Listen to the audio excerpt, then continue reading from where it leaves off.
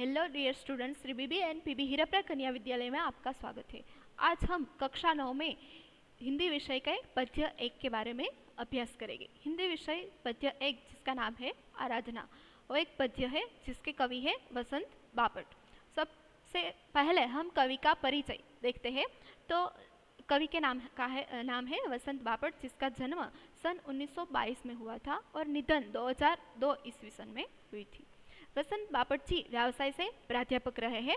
उनके काव्य में राष्ट्रभक्ति, समाज जागरण एवं मानवीय संवेदनाएं व्यक्त होती है और वे मूलतः एक मराठी कविता के कवि हैं। अब हम काव्य परिचय देखते हैं। तो आराधना प्रार्थना प्रसिद्ध मराठी कवि वसंत बापट द्वारा लिखी गई मूल मराठी प्रार्थना का हिंदी अनुवाद है। प्रस्तुत कविता में वसंत बापट जी ने मानवता, बंधुता, वैर भाव से मुक्ति, भेदभाव का नाश, दुखी लोगों को दुख को समझकर उनकी सहायता करना, सदैव सत्यता, सुंदरता तथा मांगल्य की आराधना और विश्व बंधुत्व जैसे वैश्विक मूल्यों को व्यक्त किया है। अब हम कविता की प्रथम पंक्ति देखते हैं। देह मंदिर चित्त मंदिर एक ही है प्रार्थना। देह यानी कि शरीर, देह मंदिर यानी शरीर रूपी मंदिर, चित्त यानी होता है मन और चित्त मंदिर का अर्थ होता है मन रूपी मंदिर। एक ही है प्रार्थना।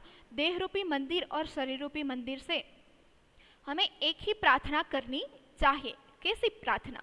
सत्य सुंदर मांगल्य की नित्य हो आराधना। सत्य यानी हमेशा सच बोलना, सुंदर यानी कि हमारे मन में सुंदर विचार लाना, सुंदर विचार आने चाहिए, और मांगल्य यानी होता है मंगलकारी यानी और कल्याणकारी, मतलब होता है कि हम दूसरे लोगों को दुख को समझे और उसकी बुरी वक्त में सहायता करें। नित्य हो आराधना। नित्य यानी हमेशा, हर रोज, प्रतिदिन आराधना। हमें हर रोज प्रतिदिन ऐसी आराधना करनी चाहिए, ऐसी प्रकार की पूजा करनी चाहिए कि हम दूसरे लोगों को सहायता कर सके। अब हम संपूर्ण पंक्ति का अर्थ समझते हैं कि कवि कहते हैं कि शरीर रूपी मंदिर और मन रूपी मंदिर से यही प्रार्थना होनी चाहिए कि लोग सच्चाई के मार्ग पर चले, सबके मन में अच्छे विचार आए और सब लोग एक दूसरों के हित की बात सोचे, यानी कि बुरे समय में हम दूसरे लोगों की सहायता करें। अब हम देखते हैं दूसरी पंक्ति। दुखियारों का दुख जाए है यही मनोकामना। दुखियार यानी कि दुखी लोग, जिसका दुख दूर हो, यही हमारे मन में कामना यानी इच्छा होनी चाहिए। मन कामना का अर्थ होता है मन की इच्छा। दूसरी लाइन है, वेदना को परख पाने जगाए संवेदना। वेदना का अर्थ होता है पीड़ा, कष्ट, व्यथा। कि वेदना का परख, वेदना की परख यानी होती है पहचान। हम दूसरे लोगों की वेदना यानी कि उसकी पीड़ा है उसको पहचान सके और हमारे मन में ऐसी संवेदना यानी कि सहानुभूति जगाए खुद से, कि दूसरे की वेदना समझे और उसकी पीड़ा समझे और उसके प्रति हमें संवेदना उत्पन्न हो। दुर्बलों के रक्षणार्थ पुरुष की साधना। दुर्बल यानी होता है अशक्त, कमजोर। जो लोग दुखी है, कमजोर है, उसके रक्षण के हेतु पौरुष यानी होता है वीरता। रक्षणार्थ यानी होता है रक्षण के लिए।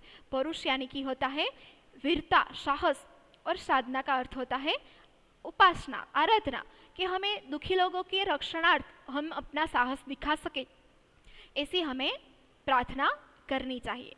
तो दूसरी पंक्ति का पूरा हम देखते हैं अर्थ, कि इस पंक्ति में कवि कहते हैं कि हमें इस प्रकार की प्रार्थना करनी चाहिए कि दुखी लोगों के दुख को, हमारे मन में ऐसी कामना होनी चाहिए कि दुखी लोगों के दुख हम समझ सके और हमारे मन में ऐसी सहानुभूति का संचार हो, हम दूसरे लोगों की पीड़ा और व्यथा को पहचान सके, और दुर्बल यानी कि अशक्त लोगों की रक्षा के लिए हमारे अंदर शक्ति और साहस का संचार हो और हम उसका शक्ति और साहस का उपयोग करें और दूसरों की सहायता करें, ऐसी हमें प्रार्थना करनी चाहिए।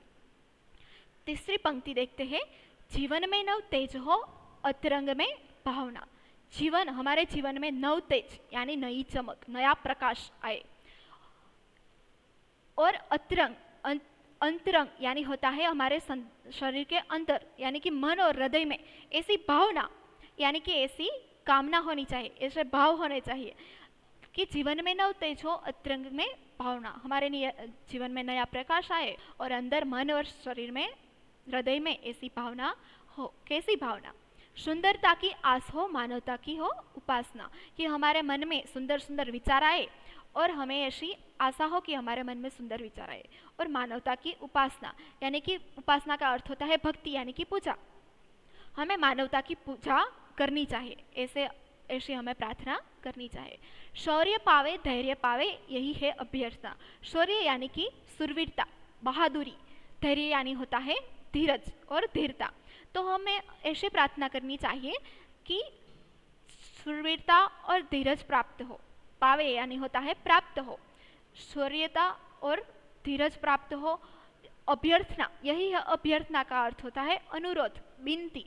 हमें ऐसी विनती प्रभु से करनी चाहिए कि हमारे मन में शूरवीरता और धीरज आए। हम अब पूरी पंक्ति का अनुवाद करते हैं।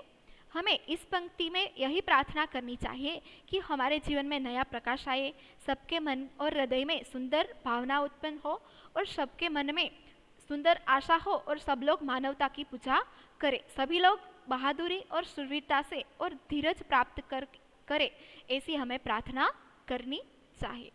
अब अगली पंक्ति का अनुवाद देखते हैं। भेद सभी अस्त होवे, वैर और वासना।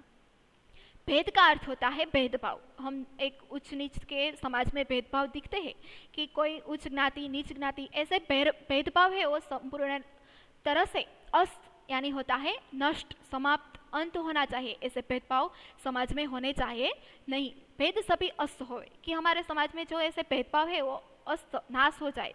वैर और वासना, वैर यानी होता है दुश्मनावट, दुश्मनी। वासना यानी होता है कामना, कामना यानी इच्छा, कि हमें ऐसी इच्छा होनी चाहिए कि सारे वैर और दुश्मनावट है एक दूसरे के प्रति हो खत्म हो जाए। नेक्स्ट है मानवों की एकता की पूर्ण हो कल्पना। मानवों की एकता के कवि को एक ऐसी कल्पना है कि मानव सब एक होकर रहे, एकजुट होकर रहे। ऐसी जो कल्पना है कवि की वो पूर्ण हो जाए। मुक्त हम चाहे एक ही बंधुता की कामना। मुक्त यानी आजाद, स्वतंत्र। हम चाहे स्वतंत्र विचार रखें, फिर भी हमारे दिमाग में स्वतंत्र विचार आने चाहिए, फिर भी हम एकजुट होकर रहे कि लोग एक दूसरे की बंधुता यानी होता है भाईचारा, कि एक दूसरे भाईचारा की भावना से जुड़े रहे। हमारे विचार भले ही स्वतंत्र हो, लेकिन हम सब कैसे होने चाहिए? एक साथ जुड़े हुए, एकता होनी चाहिए लोगों में। ऐसी कामना यानी कि कवि की जो इच्छा है वो पूर्ण हो, ऐसी कल्पना पूर्ण हो, ऐसा कवि चाहते हैं। इस पंक्ति का ये हमारी अंतिम पंक्ति है, इसका हम अर्थ देखते हैं कि इस पंक्ति में कवि अपनी इच्छा व्यक्त करते हैं कि मनुष्य के एक दूसरे के बीच के सारे भेदभाव समाप्त हो जाए, सारी दुश्मनावट खत्म हो जाए और लोग के भीतर जो बुरी इच्छाएं हैं वो नष्ट हो जाए, ऐसी कवि इच्छा रखते हैं। और सभी स्वतंत्र होकर भी भाईचारा की भावना से जुड़े रहे, ऐसी कवि की कल्पना है वो साकार हो जाए, ऐसा कवि इच्छते हैं। धन्यवाद।